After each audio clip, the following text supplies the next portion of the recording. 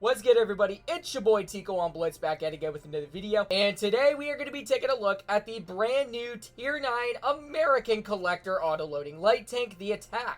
A very weird looking vehicle that has just been introduced brand new in crates. Of course, Wargaming's money laundering scheme. 5% drop chance, 65,000 gold to get your hands on it for guarantee, along with 30 charms along with that.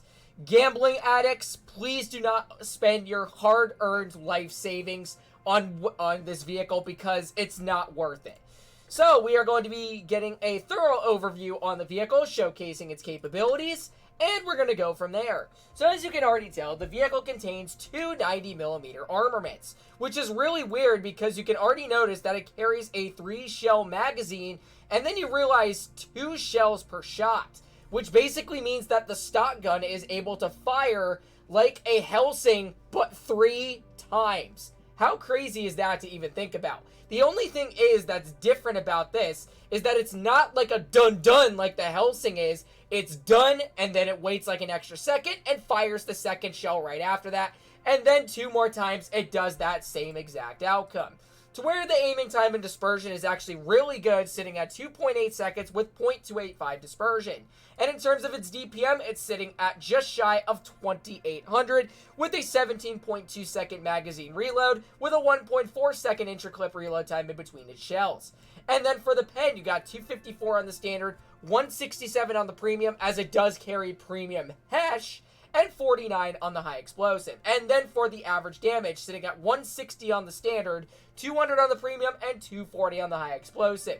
160 times the 2 shells that are present within the first shot on the magazine, and that is, if you pen it, would correlate to 320 average damage. Which means if I were to pull out a calculator right here and calculate what that damage output is with the 3 shells firing 2 of them per shot, so 320 times 3, that is going to be 960 average damage right there that you are able to dump out if you do manage to pen all the shots present in the clip, which is actually quite crazy to even think about. But when you realize that the other 90mm carries 4 shells in the magazine with a 3 shell per shot clip, you can already start to notice that it might significantly deal a much extensive, a high damage amount, which does end up being the case, which if I were to pull out the calculator once again, this is 90 damage as opposed to 160. It's a major difference, but with the 3 shells present in that clip, that is 270 average damage relying on the first shot. And then I times that by 4, and that is the overall damage output with all of the penning shots that are present within this clip at 1,080 average damage. Now that seems pretty insane to even think about. Now the only thing that I kind of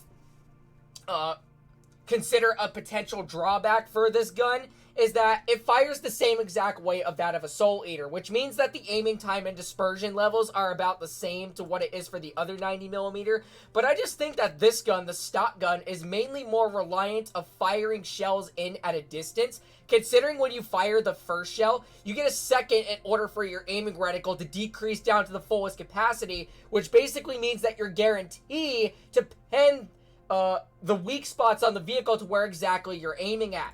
Whereas opposed to this gun, it fires all 3 of the shots at once. That doesn't really give you the necessary time for your aiming time and dispersion factors to contribute just as much as what this gun has going for it.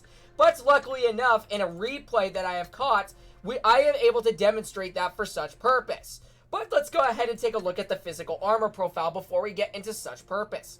So you can see that the front of its turret has upwards of 35 mils, and the front of its hull has upwards of about the same. And this is what the armor profile looks like. You may already think on paper that it looks pretty insane, considering that that steep upper plate is actually quite considerably troll, upwards of 117 to 119. Pretty much along the same exact shape of the Bat-Chatillon 25-ton, hence to what the vehicle is currently shooting at it at that, but extended out to a further margin.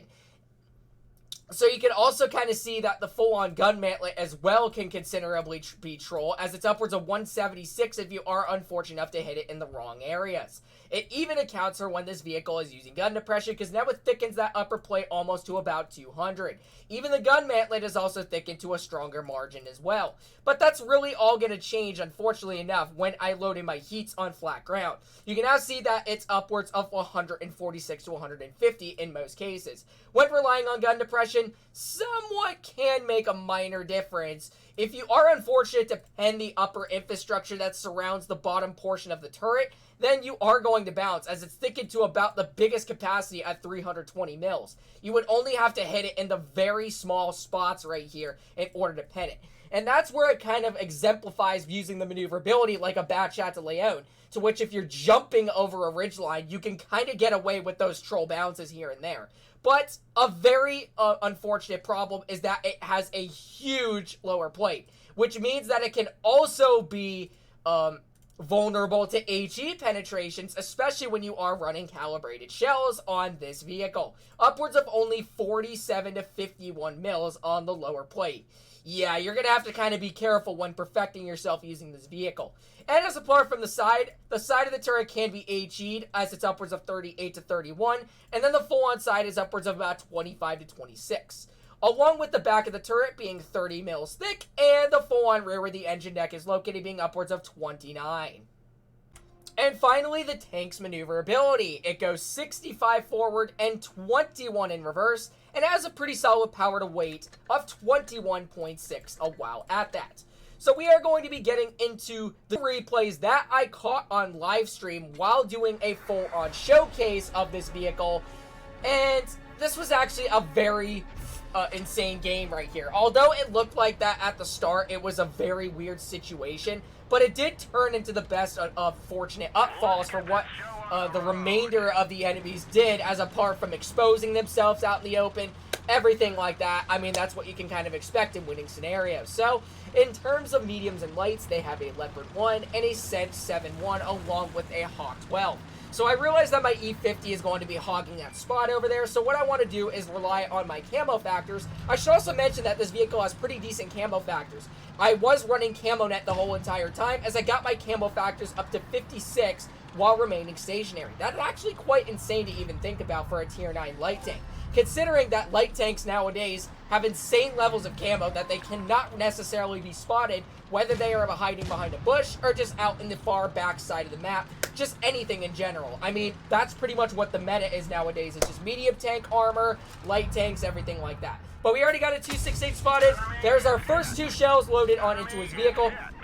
And we did fire it, and we did load up our reticle cali while at that. I should also mention the vehicle does have reticle calibration to decrease your aiming time and dispersion levels down to an exact point to where you're almost guaranteed to hit the enemies exactly the way you are aiming at. And that's what contributed to us firing and doing 300 damage, and that is what this gun is capable of doing with the 2 shots present in the 3 shell magazine. They fire 2 of the shells at once, and then just rely on the rest with the 3 shells that are currently enlisted in that magazine. So, unfortunately, our E50 gets blunkered at that. It's the 183, of course, who's camping off to the far side of the map.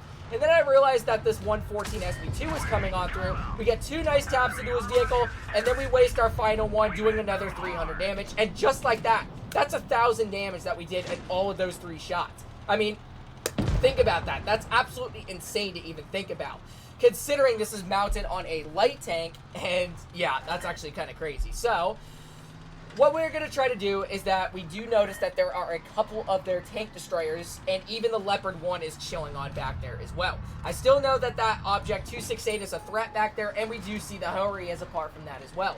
And then we finally spot the 183, who is a potential target who I was wanting to go for, but I wanted to kind of look back and see if these guys would end up poking, which is what I was a little concerned about. But I decided to want to take my chances over there, as I do realize I have my reticle cali back, so I put that on. I fired 2 shells into the 183 and guaranteed a pen as apart from that. Beautiful stuff from a distance, I should say. And we get the finishing clear off into him to not let him further bother our allies who are taking care of the other flank on the side of the map. Alright, so we are reloading our full-on clip once again. We noticed that the Leopard did move to the other side, and we do notice that the Scent decided to want to move on down as well. So what we are going to do is that we're going to go ahead and mosey on upward just a tiny little bit. We do have that Centurion out in the open, so what we're going to do is we're going to fire 2 shells. Unfortunately, missed the second. And there's another one right there, 153, and there we go, 287. A little bit of a low roll, but I could honestly care less. You can still start to notice, even if you miss that second shell, you still do about 100 damage. And that basically corresponds to about doing approximately 200 to 300 damage, especially when relying on that first shell, in case that the second one missed. It's a really weird autoloader in that aspect, because of that delay, and it's not something that the majority of the player base is used to. So we get some nice taps into the Scent once again, and he does expose his tank a third time, to which we are able to get another slap into, and our teammate does finish him off in the process. But now we notice that our team is slowly deteriorating off towards the side of the map. It's all because of those two medium and light tanks, the Hawk and the Leopard. And we do notice that we do see the Hurry out in the open. I kind of got a little bit too greedy right there, as I wanted to try to see if I can track him in the process. But we do get some nice taps of the Hurry, finish his vehicle off in the process. And now we realize that the Leopard is moving on up, and it is just me and a Waffen F1.0 that are the remaining enemies left. So what I'm going to do is, to prevent any further harm being done to my Waffle, is that I decided that I'm full health, so I want to go ahead and take the hit from this object, 268, which is exactly what I do. I know this would be the right play to make, just to get the TV out of the picture right over here. So we fire in. Unfortunately, we do bounce aside, as I did have auto aim on for the most part. So then what I wanted to do is I wanted to back him up over on the hill, so that the Waffle has a fully in-depth shot, so that he's able to get the guarantee clear into him, which is exactly what happened. Now we got the Leopard 1 moseying on over towards the side of the Waffen. We get 2 very nice shots into his vehicle. That second shell actually flew very luckily into the side of his vehicle. So now what we're going to do is, we notice the Leopard is low, and he's pretty much barricaded himself as apart from that. So we're going to mosey our way right on over. We're going to get 2 shots into the Leopard, finishing him off in the process. So what we are going to do next is I'm going to mosey my way over towards this enemy Hawk, and then we spot him just right in between the tracks, so the train car is right there, and we do get a nice tap into his vehicle as well. So we're going to wait to reload our clip. I decided to want to go the long way around, so I would rapidly load my clip in a more consecutive period of time. So we're moseying on down. We got the enemy Hawk once again, and we're going to be firing and dumping our whole clip. There's 314, there's 474, and he is out of the game. And just like that, that is the stock gun at its finest. Although it has a delay, you can still do effective games just like this, demonstrating what the sheer power of the double shotgun is capable of doing. And that is 5,047 damage, destroying 4 in the process. An instant top on the team in that regards as well. So without further ado, let's go ahead and transition over to the other 90mm, aka the triple shot, and let's demonstrate some live gameplay about what the sheer power of this vehicle is like. So like I said, the 3-shot is very similar and fired to that of a Soul Eater, which basically means that you fire all 3 shells at once, and then you have 3 more extra clipping potential inside of your full magazine in order to deal a significant chunk of damage. The only thing is that it's going to be more beneficial at a minimal distance. So let's go ahead and plop on into our next game, or our actual live gameplay, see what we can do. So they have a T-54, AT-92E1, and an SDB in terms of their mediums and lights. So we're going to head on right over here then. Looks like that our other medium is apparently abandoning us. I don't know why that tends to be the case, but we already have the T-92E1 spotted right there, and we are able to get a nice solid slap into his vehicle. We got the SDB off to the side right over here. We did get a glimpse of his vehicle, but not all the way, unfortunately enough. So we're going to back on up very slowly. Let's see if we can get a glimpse of maybe, let's see. So we got the 54, we got the T-92E1, who we can barely spot. Alright, so we got the 54 off to the side right there. Let's get some solid taps into his vehicle. Oh my gosh, bro. That is actually so cringe. Can somebody please finish him off? Okay, thank you so much. Alright. Very much appreciated. So, we got the 54 off to the side. He's the only one who got a tap into me so far. What to do. So they have a version 4 off towards the backside right over there. And there is the 54 once again who's showcasing himself. So we're going to fire in 272 into his vehicle. Beautiful stuff. So we're going to wait. Alright, please do not spot me. Please do not spot me. Of course he spots me. Okay, that's alright, though. Oh, my God, and there's the version 4 right off towards the far backside over there. Alright, luckily enough, he does not get to tap into my vehicle. So, what I'm going to do is probably get some pot shots into this enemy, a mill right over here. Alright, and I am not being spotted currently by the version 4. And there is 550 damage right there. Alright, beautiful stuff as apart from that. I'm sorry, Leopard, that I can't really help you in the process because I've had bigger matters to deal with. Oh, thank you, team. I appreciate it. So, did get spotted once again. So, we got the grill off in the back. So, let's see. Is that version 4 still eyeballing me? I do not think so. Okay, well, it looks like that he's not. So, we're going to mosey on forward then. We got a glimpse of his vehicle. Unfortunately, we're not able to pin him in any way, shape, or form. So, what we're going to do is that we're going to mosey right along this little path right over here. It looks like the grill is coming on out. Alright, can we get a glimpse of his vehicle? Yes, we can. Only 90 damage, but that's totally alright. Let's see if we can maybe get a glimpse of this enemy mouse right over here. So, moseying on forward. Alright, he's going to back on up very slowly. Please continue to do such good, sir. I would appreciate it. Alright, so it looks like that he's going to be doing... Oh, come on, mouse. Alright. Well, it looks like I'm going to have to reload my clip then, and I'm just going to head right on over towards this enemy mouse, as the 26A version 4 is not necessarily a threat that I want to deal with. So, let's go ahead and mosey on over towards the enemy mouse right over here.